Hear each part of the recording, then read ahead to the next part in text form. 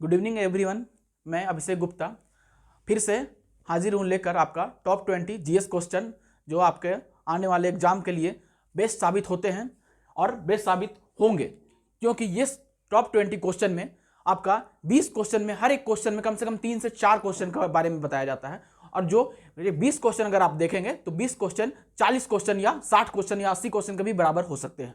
ठीक है, उससे शुरुआत करने से पहले एक आपके लिए मोटिवेशनल कोट है कि मैदान में हारा हुआ इंसान फिर से जीत सकता है, लेकिन मन से हारा हुआ इंसान कभी नहीं जीत सकता। यानी कि आपको मन से जीतना है, और मन से जीतिएगा तो आपका एसएससी जीडी क्लियर होगा। इस बार अगर मन में ठान लीजिएगा कि एसएससी जीडी का हलवा बना कर रख देना है तो उसको आप बना लीजिएगा। ये आप मन में ठान लीजिए कि एसएससी जीडी क्लियर करना है, हमको एग्जाम क्लियर करना है, आपका एग्जाम निकल कर रहेगा। ठीक है, नेक्स्ट चलते हैं। ये हमारा कोचिंग है, आप यहाँ पे एसएससी रेलवे के और एसएससी के लिए वो बैचेज में अभी चल रही है, ज्वाइन कर सकते हैं।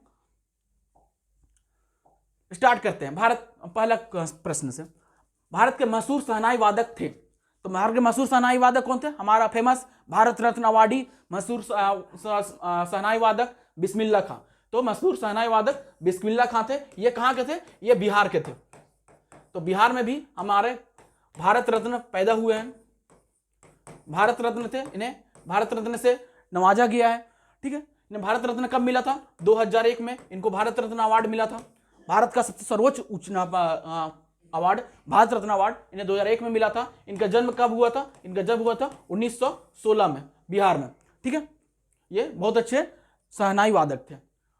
और ऑप्शन, अगला ऑप्शन है रविशंकर और हरिप्रसाद लतीफा खां। तो रविशंकर क्या थे? ये आपका सितार वादक थे, सितार वादक। उसी तरह से ये चारों आपको जो ऑप्शन दिख रहे हैं चारों म्यूजिशियन से जुड़े हुए हैं, म्यूजिक क्षेत्र से। हरिप्रसाद आपका बांसुरी वादक थे, बांसुरी वादक। और लतीफा खां आपका सारंगी वादक थे, सारंगी वादक। ठीक है, नेक्स्ट क्वेश्चन पे चलते हैं। इसका आंसर हो जाएगा क, बिस्मिल्लाह खां। उस प्रक्रिया को क्या कहा जाता है जिसके द्वारा आनुवांशिक रूप से समान व्यक्ति उत्पादित किया जा सकता है? यानी कि एक जैसा हम दिख रहे हैं, हमारा हूबहू सेम तैयार कर देना ही उसको समान व्यक्ति कहते हैं। ये किस तरह से होता है? इसको आज के टर्म में, या ये नई टेक्नोलॉजी है, इसको कहते हैं क्लोनिंग कहा जाता है। इसको क्या कहा जाता है? क्लोनिंग। यानी एक ही इंसान का दूसरा क्लोन तैयार कर देना। जैसे आप हॉलीवुड मूवीज में देखते होंगे, इस क्लोनिंग का बहुत प्रकार किया जाता है। क्लोनिंग का शुरुआत ये हाल ही में किया गया है, यानी कि 2000 के बाद, 2002 के बाद में क्लोनिंग का शुरुआत किया गया है जनरली। उसी तरह से क्लोनिंग के अलावा जैसे देख सकते हैं स्कैनिंग क्या होता है? किसी का फोटोकॉपी तैयार करना स्कैनिंग होता है। प्रजनन जान रिप्रोडक्शन, प्रकाश संश्लेषण, जो पौधों में खाना बनाने की क्रिया में यूज किया जाता है। ठीक है, इसका आंसर हो जाएगा घ, क्लोनिंग। आपका है क्वेश्चन है, क्षेत्रफल की दृष्टि से भारत का सबसे छोटा पड़ोसी देश कौन सा है? तो भारत का पड़ोसी देश कितना है बता सकते हैं? भारत के टोटल 7 पड़ोसी देश है। इसमें नेपाल, चीन, मालदीव, भूटान, श्रीलंका, बांग्लादेश, म्यांमार, ये सब शामिल होते हैं। जैसे यहां देख सकते हैं मैप में, तो मैप में यहां पे आपका मालदीव है। मालदीव क्या है? इतना कंट्री है जो किस टाइप का कंट्री है? ये कोरल रिफ से बने हुए कंट्रीज है। ये आपका यहाँ पे द्वीप है, छोटे छोटे द्वीपों का, बहुत सारे द्वीपों का समूह है, जिसके वजह से आपका यहाँ पे इसका बहुत ज्यादा एरिया कम है। लगभग अगर मालदीव का एरिया देखें, मालदीव का, तो मालदीव का एरिया 297 किलोमीटर स्क्वायर आता है, 297 किलोमीटर स्क्वायर, जो हमारा सबसे छोटा, सबसे एरिया में कम आपका देश है। इसका आंसर हो जाएगा बी, मालदीव। अब नेपाल के बारे में देखेंगे, भूटान के बारे में, तो भूटान का एरिया लगभग कितना है? आपका श्रीलंका का एरिया कितना है? इस हिसाब से अगर देखेंगे तो आपका सबसे ज्यादा बड़ा, आपको इस ऑप्शन में सबसे बड़ा कंट्री दिखेगा, वो सबसे बड़ा कंट्री दिखेगा नेपाल। नेपाल का एरिया 147 के, यानी 147,000 किलोमीटर स्क्वायर एरिया लगभग आपका। उसी तरह से श्रीलंका उससे छोटा आपका भूटान आपका ये दिखेगा। ठीक है, इसका आंसर हो गया मालदीव। यहां पे देख सकते हैं भूटान का एरिया, नेपाल का एरिया, ये बड़ा एरिया है, नेपाल का इतना बड़ा एरिया है, भूटान का ये है, श्रीलंका इससे छोटा है। और बांग्लादेश, नेपाल और बांग्लादेश का लगभग एरिया सेम होता है। ये बांग्लादेश है, पाकिस्तान और चाइना, यानी हम सबसे बड़ा पड़ोसी देश देखें तो सबसे बड़ा पड़ोसी देश में चाइना नंबर 1 पे आएगा, नंबर 1 पे। पाकिस्तान दूसरा में आएगा, दूसरा स्थान पे आएगा। तीसरा स्थान पे आपका आएगा म्यांमार। चौथा स्थान पे आएगा बांग्लादेश। 5वां स्थान पे आएगा नेपाल। 6ठा स्थान पे आएगा भूटान। 7वां में आएगा श्रीलंका और 8वां में आएगा आपका मालदीव। ठीक है, नेक्स्ट क्वेश्चन आगे चलते हैं। चारू सीजा माथुर एक ऐसा नाम है जो कौन से नृत्य में का पर्याय यानी कौन सा नृत्य से जुड़े हुए, तो ये आपके जुड़े हुए मणिपुरी से, ठीक है, मणिपुरी नृत्य से जुड़े हुए। जो ये क्या है, मणिपुरी नृत्य चारू सीजा माथुर एक ऐसा है जो मणिपुरी नृत्य का पर्याय है, तो ये मणिपुरी से जुड़े हुए। उसी तरह से छऊ देखेंगे, छऊ कहाँ का डांस है, छऊ आपका झारखंड का, झारखंड उड़ीसा और इस सब का डांस दिखाया जाता है। उड़ीसा आपका उड़ीसी डांस है, ये आपका उड़ीसा क्षेत्र में है। कुचिपुड़ी डांस ये आपका आंध्र प्रदेश क्षेत्र में पाया जाता है, आंध्र प्रदेश क्षेत्र में मनाया जाता है कुचिपुड़ी डांस। नेक्स्ट क्वेश्चन में चलते हैं। मेजर ध्यानचंद का जन्म भारत के निम्नलिखित में किस शहर में हुआ था, यह क्वेश्चन पूछा जाता है। मेजर चंद को हम लोग, मेजर ध्यानचंद को क्या कहते हैं, हॉकी का जादूगर, हॉकी का जादूगर। मेजर ध्यानचंद को हॉकी का जादूगर कहा, क्यों क्या होता है, जनरली भारत में ये भारतीय हॉकी का जनक कहे जाते हैं इसको, भारतीय हॉकी का जनक, हॉकी का जनक। इन्हीं के उपलक्ष्य में, इनके जन्म के उपलक्ष्य में ही भारत में खेल दिवस मनाया जाता है। जनरली उनके जन्म के बारे में डेट याद नहीं है, तो अगर भारत का खेल दिवस पता है, भारत का खेल दिवस कब मनाया जाता है, 29 अगस्त को। 29 अगस्त को भारत का भारतीय खेल दिवस मनाया जाता है। और इनका जन्म कब हुआ था, तो 29 अगस्त 1905 को इनका जन्म हुआ था। इलाहाबाद के, इलाहाबाद जिले में, आपका प्रयागराज जिले में इनका जन्म हुआ था, ठीक है, कहां पे, इलाहाबाद में। ये किस लिए जाने जाते हैं, हॉकी लिए जाने थे। हॉकी में ये ओलंपिक में 3 बार भारत को ओलंपिक में गोल्ड मेडल दिलवाए हैं। कौन कौन से दिलवाए हैं, ये 1928 में, 1932 में और 1936 में, 3 बार ये हॉकी में गोल्ड मेडल दिलवाए हैं भारत को ओलंपिक में, ठीक है। तो इसका आंसर हो जाएगा इलाहाबाद। नेक्स्ट क्वेश्चन चलते हैं। एक ऐसा तत्व की पहचान करें जो तीसरे आवर्त से संबंधित नहीं है, यानी तीसरा आवर्त। तो आवर्त सारणी में देखेंगे, जैसे यहां पे तो आवर्त सारणी में देखिए, ये पहला आवर्त सारणी, ये दूसरा आवर्त सारणी, ये पहला हो गया, ये दूसरा हो गया, ये तीसरा हो गया। तो आप तीसरा में आपको क्या देखने को मिलेगा, आपको तीसरा में sodium, magnesium, aluminium, silicon, phosphorus, sulphur, chlorine और आर्गन है। ऑप्शन में देख लेते हैं कौन कौन सा है, फास्फोरस, सिलिकॉन, आर्गन, ये तीनों तीसरा आवर्त का संख्या का है, थर्ड आवर्त का एलिमेंट है। और ब्रोमीन आवर्त का एलिमेंट नहीं है, इसका आंसर क्या हो जाएगा, ब्रोमीन। तो ब्रोमीन कौन सा आवर्त का है, तो ब्रोमीन यहां आपको दिखेगा, यानी फोर्थ आवर्त का, ब्रोमीन है फोर्थ आवर्त का एलिमेंट है, ठीक है। आगे चलते हैं। गणगौर के पर्व के दौरान निम्नलिखित में से किस हिंदू देवी की पूजा की जाती है, हिंदू देवी, ठीक है। तो यहां से जानेंगे सबसे पहले गणगौर। गणगौर का मतलब क्या होता है, गणगौर, ठीक है। गणगौर 2 वर्डों से मिलकर बना है, एक है गण और दूसरा गौर, ठीक है। गण का मतलब होता है शिव और गौर का मतलब होता है गौरी, यानी कि पार्वती, पार्वती, ठीक है। तो यानी पार्वती देवी की पूजा की जाती है गणगौर में, ये आपका पार्वती देवी इसका आंसर हो जाएगा। और ये जनरली कहां मनाया जाता है, ये फेस्टिवल जनरली राजस्थान, यूपी और एमपी क्षेत्रों में मनाया जाने वाला फेस्टिवल है, बहुत बड़ा फेस्टिवल मनाया जाता है। ये पार्वती देवी का इन्हें पूजा की जाती है, शिव और पार्वती देवी का साथ में पूजा करके, इसलिए गणगौर फेस्टिवल कहा जाता है। कब मनाया जाता है ये फेस्टिवल, आप इसको कमेंट करके बता सकते हैं। इस फेस्टिवल को मनाया जाता है चैत्र के नवरात्रि में, नवरात्रि में, चैत्र के नवरात्रि में ये फेस्टिवल को मनाया जाता है। नवरात्रि का शायद तीसरा दिन मनाया जाता है इस फेस्टिवल। नेक्स्ट चलते हैं। निम्नलिखित में से कौन सा प्रत्यक्ष कर का उदाहरण है, यानी कि पूछ रहा है प्रत्यक्ष कर मतलब डायरेक्ट टैक्स, डायरेक्ट टैक्स। तो डायरेक्ट टैक्स कौन सा होगा, अब बताइए कि डायरेक्ट टैक्स ऐसा टैक्स जिसके ऊपर, जिसको डायरेक्टली सरकार को दिया जाता है, जिसमें कोई भी रोक टोक बीच में या बीच में कोई अलग पॉइंट नहीं बनाया जाता है। जैसे हम देख सकते हैं जीएसटी, जीएसटी क्या है, जीएसटी एक अप्रत्यक्ष कर है, अप्रत्यक्ष कर है, ठीक है।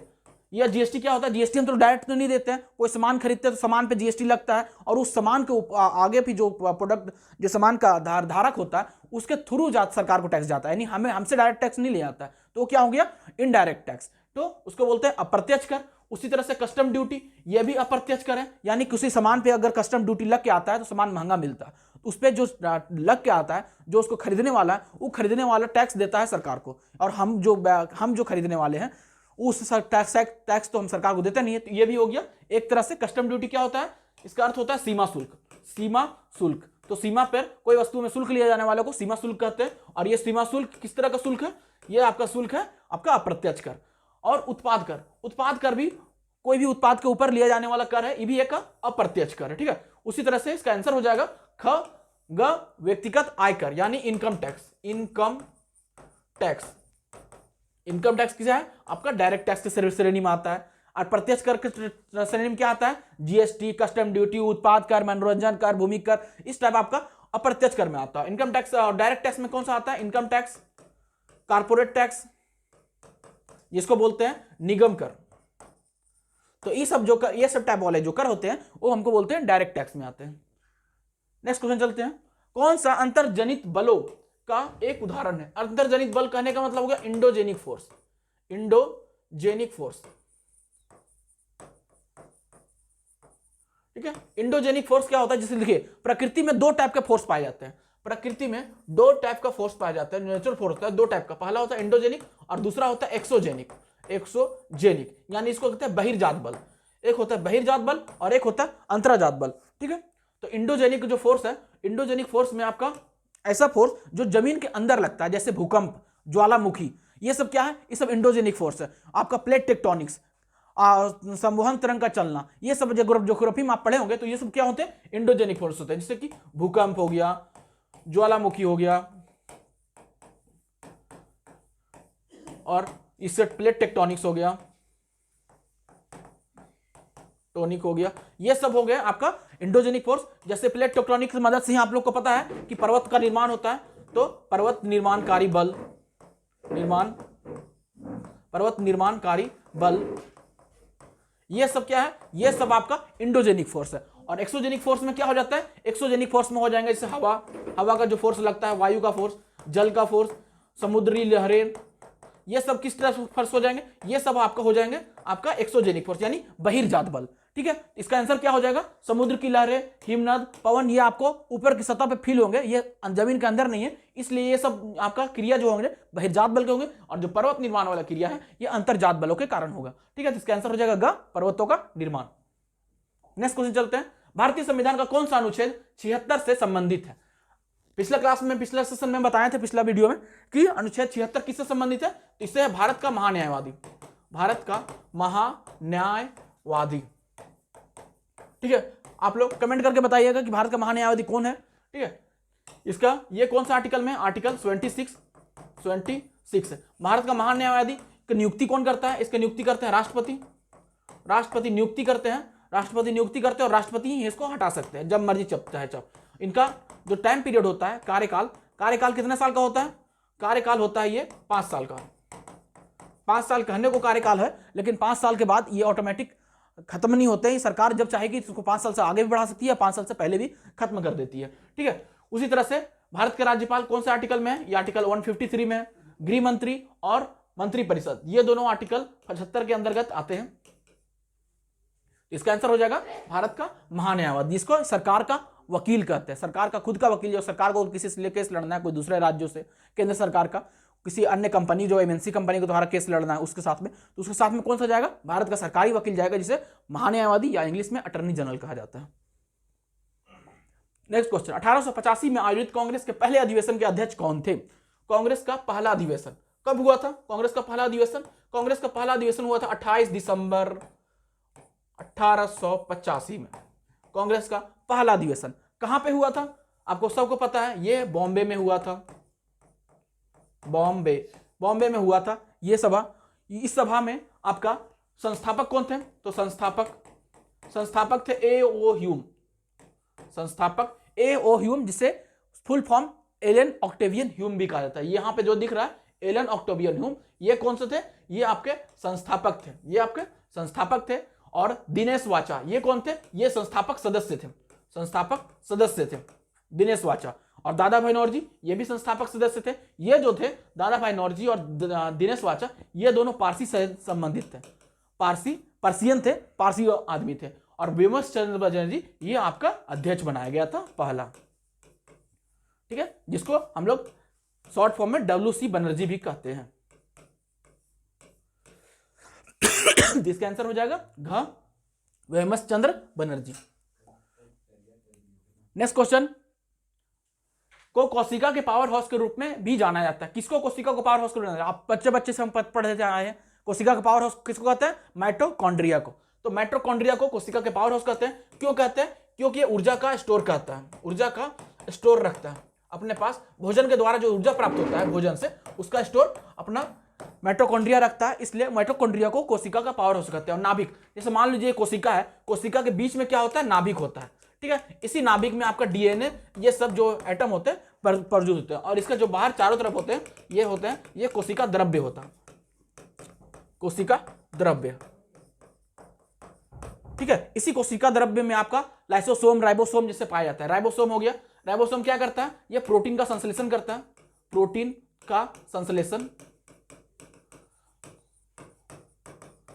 प्रोटीन का संश्लेषण करता है। और लाइसोसोम, लाइसोसोम को क्या कहते हैं? जनरली हम लोग लाइसोसोम को कहते हैं आत्महत्या की थैली, आत्महत्या की थैली,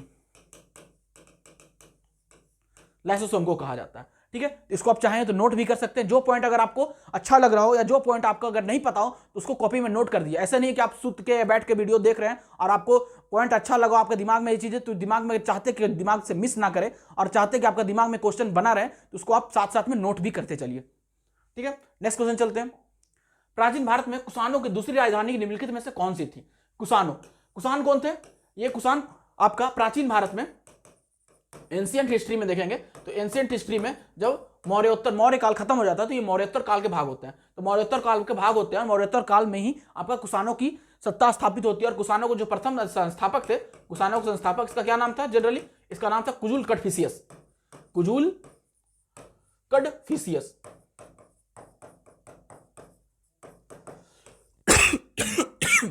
कुजुल कड़फिसियस का नाम था।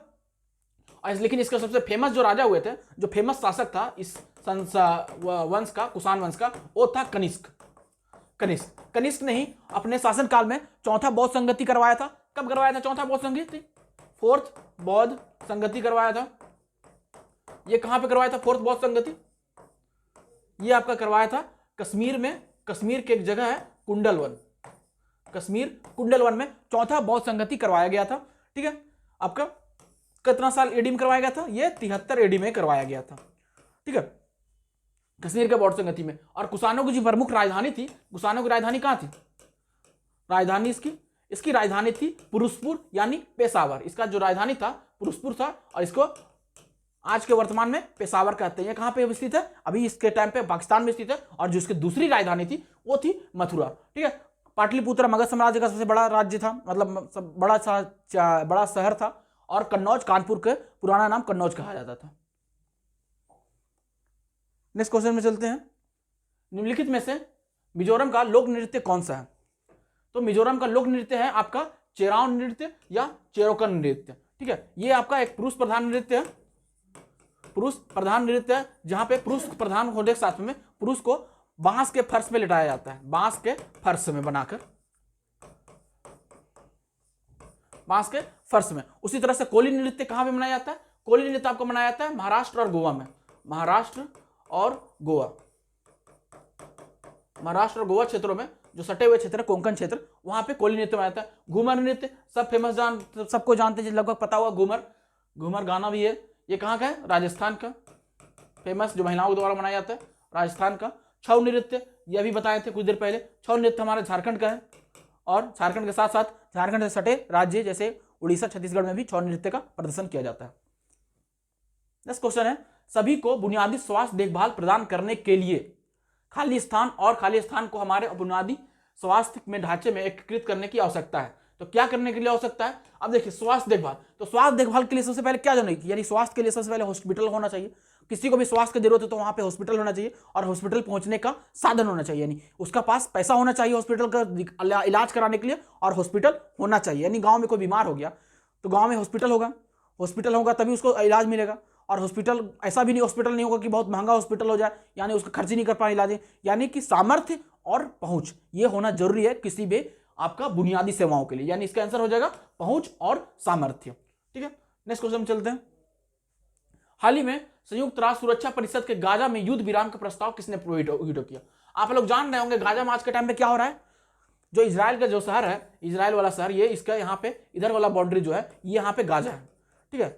गाजा जो मेडिटेरेनियन सी, इधर पूरा क्या है, भूमध्य सागर है, मेडिटेरेनियन सी से लगा यहाँ पे इजराइल और हमास के बीच में युद्ध का चल रहा है, जंग चल रहा है, इसी को प्रस्ताव को लेकर यूएन के जो अस्थायी सभा है उसमें वोटिंग होता है। ठीक है, तो ये कहां पे होता है? यूएन के अस्थायी सभा, यानी इसको बोलते हैं संयुक्त राष्ट्र सुरक्षा, संयुक्त राष्ट्र सुरक्षा, जनरली संयुक्त राष्ट्र सुरक्षा परिषद। ठीक है, ये संयुक्त राष्ट्र सुरक्षा परिषद में दो तरह का है, एक होता है अस्थायी सदस्य और दूसरा होता है अस्थायी सदस्य।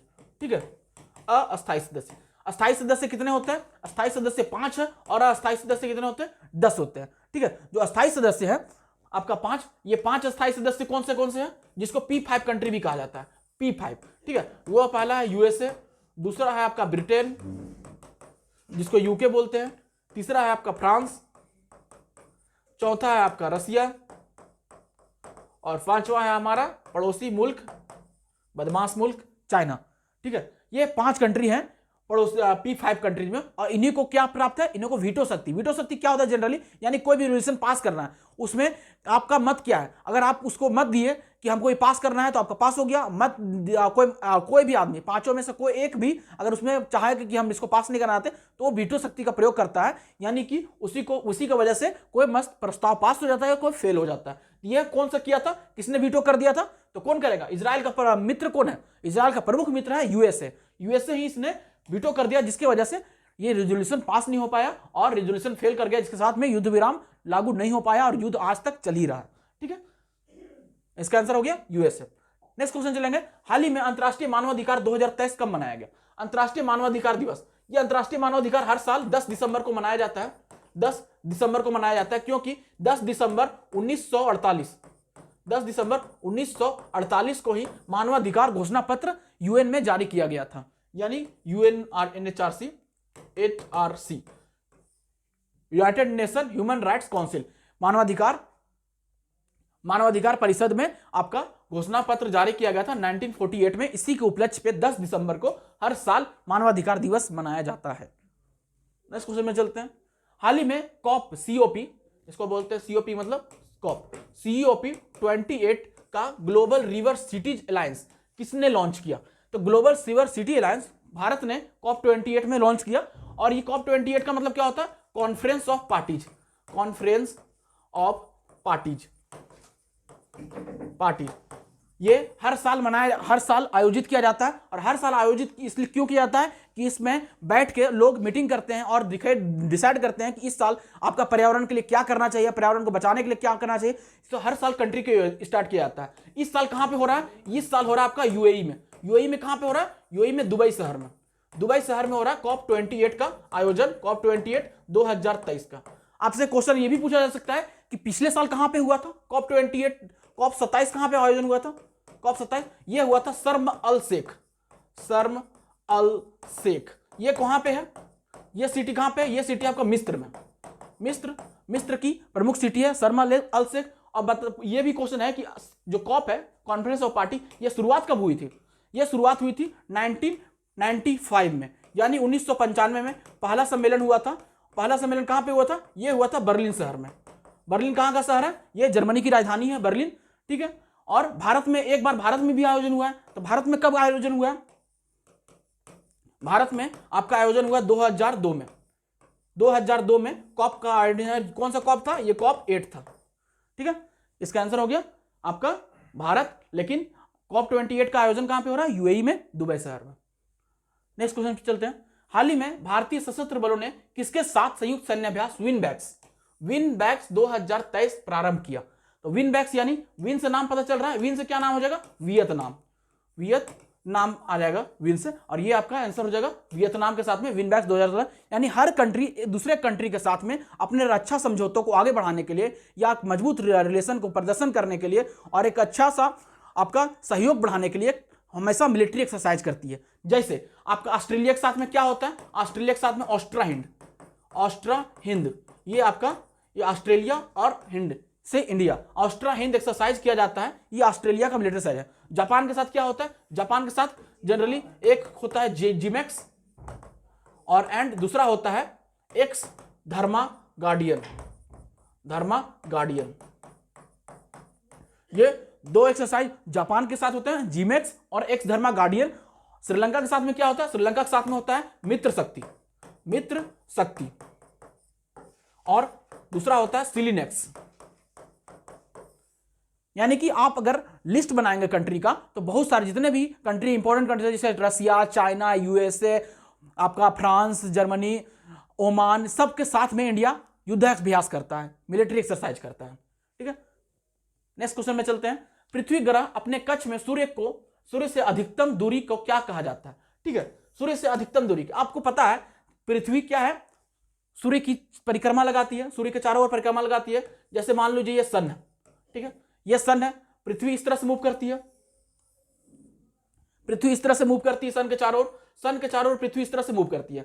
जब सन पृथ्वी से बहुत दूर होती है, सबसे दूर डिस्टेंस पे होती है, तो वो डिस्टेंस कितना होता है? ये डिस्टेंस होता है 15.3 kilometre, 15.3 crore kilometre, crore kilometre. ये आपका डिस्टेंस होता है जो सबसे दूर वाला डिस्टेंस है, 15.3 करोड़ किलोमीटर सबसे दूर डिस्टेंस होता है। और इस डिस्टेंस को हम लोग क्या कहते हैं? इस डिस्टेंस को कहते हैं अपसौर, यानी अपसौर। तो इसका आंसर क्या हो जाएगा? अपसौर। ठीक है, और ये डिस्टेंस जो सबसे छोटा डिस्टेंस होता है अपसौर को हम लोग क्या कहते हैं? अपहेलियन, इंग्लिश में कहा जाता है अपहेलियन। और जो सबसे पास वाला होता है इसको बोलते हैं पेरीहेलियन।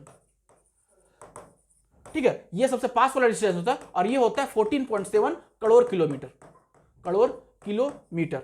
ठीक है, ये आपका 14.7 करोड़ किलोमीटर होता है, इसको बोलते हैं उपसौर, उपसौर। ठीक है, ये आपका सन और सन के रिस्पेक्ट में होता है पृथ्वी की दूरी। पृथ्वी की अगर अधिकतम दूरी है तो उसको हम लोग बोलेंगे अपसौर, और जो मिनिमम दूरी है यानी 14.7 करोड़ किलोमीटर उसको बोलेंगे उपसौर। ठीक है, ये पेरीहेलियन होता है और ये अपहेलियन होता है। ये कब होता है? सबसे नजदीक में होता है 4 जुलाई को, और सबसे दूर में कब होता है? 3 जनवरी को। ठीक है, आप अगर देखेंगे जैसे अपसौर उपसौर हो गया। अब पेरिजी और अपोजी क्या है? अब पेरिजी और अपोजी के लिए जानने के लिए देखिए,